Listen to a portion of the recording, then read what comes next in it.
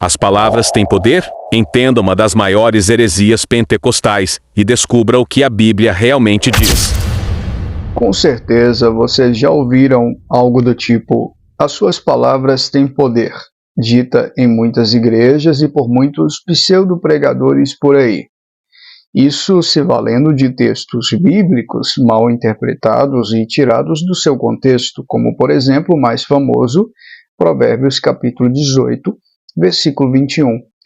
Nesse vídeo nós vamos entender o que significa Provérbios capítulo 18, versículo 21, qual é a melhor interpretação desse texto dentro do seu texto original e dentro do seu contexto bíblico, e vamos destruir esta falácia que tem sido pregada ao longo de muitos anos dentro das igrejas evangélicas no Brasil e fora dele, de que as suas palavras têm poder. Eu desafio você a ficar até o final desse vídeo, porque a partir desse vídeo você vai entender que as suas palavras são palavras jogadas ao vento. Suas palavras não têm poder de mudar absolutamente nada do ponto de vista espiritual. E eu mostro isso para você. Portanto, pega a sua Bíblia, uma caneta e um papel e embora para o texto. Em períodos como, por exemplo, na década de 70, explodiu no Brasil uma heresia chamada confissão positiva. Essa heresia, basicamente, a grosso modo, era de você dizer as coisas e elas acontecerem pelo poder da sua palavra. Ou seja, você não poderia sequer confessar coisas ruins. Se você está doente, você não poderia dizer eu estou doente, porque isso atrairia a doença. Se você é pobre, você deveria dizer eu sou rico. Você nunca pode dizer que você é pobre. Você não pode confessar o fracasso, porque isso vai perseguir você. Uma heresia que durou e dura até os dias de hoje, principalmente no meio pentecostal e neopentecostal. Muita gente gosta de fazer essa distinção entre pentecostalismo e neopentecostalismo, mas as duas se tornam uma só peça.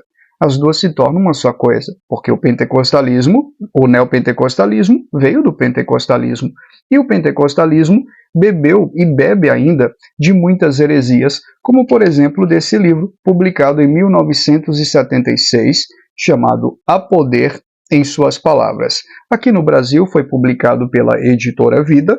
No entanto, a primeira edição desse livro foi publicado pela editora Moody Publisher em Chicago, no ano de 1976, então década de 70. Mais de 630 mil exemplares vendidos, inclusive aqui no Brasil. Muitas igrejas neopentecostais e pentecostais venderam, compraram e ganharam muito com a publicação aqui no Brasil pela editora Vida. Várias heresias pregadas dentro desse livro, como por exemplo o Espiritismo, Nova Era, Confissão Positiva, Teologia da Prosperidade e por aí vai. Para você ter uma ideia, veja só aqui o sumário. Como eu descobri o poder das palavras, seu sustento invisível. O que dizer a uma montanha? Olha só, ensina você a conversar com montanhas. Veja só, não é uma palavrinha. Será que o silêncio é ouro? Honestidade é a melhor política. Mais sobre dinheiro, Teologia da Prosperidade. Mais sobre dinheiro está aqui na página 76. Como expulsar maus espíritos? O que há em um nome? Você pode fazer isto. Você pode fazer acontecer. A cura do câncer. E por aí vai. Como não receber o que você diz?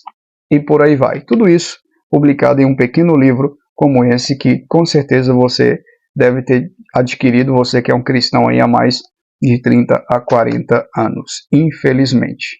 Mas é isso mesmo que a Bíblia ensina? Obviamente que não. Vamos observar atentamente o texto principal, o texto-chave usado por esses hereges para dizer que a sua palavra tem poder. Nós vamos observar primeiro o versículo que eles pegam isolado e depois nós vamos voltar a um contexto imediato do texto para entendermos de fato o que a Bíblia realmente ensina. Se as nossas palavras têm poder de fato ou se não têm poder de fato. Eu digo para você que antes de comentar aqui abaixo desse vídeo, escute até o final, depois você dê a sua opinião sincera a respeito. Vamos ao texto bíblico. A morte e a vida estão no poder da língua, o que bem a utiliza come do seu fruto. Se formos para a Escritura com uma tesoura em mãos e recortar o versículo 21 de todo o texto do capítulo 18 de Provérbios, logicamente que nós vamos chegar à conclusão de que o texto está dizendo que as palavras têm poder. No entanto, se olharmos atentamente o contexto imediato da passagem, que são os versículos anteriores ou posteriores do texto, que estão conectados no texto maior, que é o capítulo 18, veremos perfeitamente do que o autor está se tratando. Confira comigo, por exemplo, o versículo de número 19 desse mesmo capítulo, que é os versículos que antecedem, versos 19 e 20. Observe comigo o texto. O irmão ofendido resiste mais que uma fortaleza. Suas contendas são ferrolhos de um castelo. Do fruto da boca o coração se farta, do que produzem os lábios se satisfaz. A morte e a vida estão no poder da língua, o que bem a utiliza come do seu fruto. Perceberam a conexão do texto? O sábio Salomão está apenas dizendo que aquele irmão que é ofendido, aqui no versículo 19, ele pode se resistir como uma fortaleza, ou seja, as suas palavras, elas têm uma carga significativa de ofensa.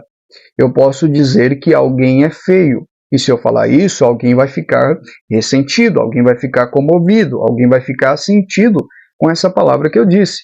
Ou seja, minhas palavras podem machucar, minhas palavras podem elogiar, podem falar mal de alguém ou falar bem de alguém, mas não pode mudar absolutamente nada do ponto de vista espiritual. Suas palavras não têm poder. É a palavra de Deus que tem poder. Somente Deus disse, haja e ouve. Eu posso dizer à vontade e nada vai mudar. Talvez você ainda não está convencido, mesmo conforme a Bíblia está dizendo aqui, você ainda não está convencido do que eu estou dizendo. Então eu faço um desafio para você.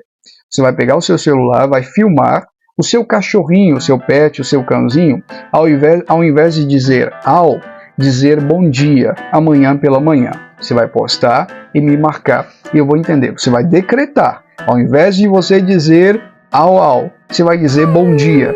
E eu vou então acreditar que suas palavras têm poder de mudar alguma coisa. Pare com essas heresias, volte-se para a Escritura Sagrada.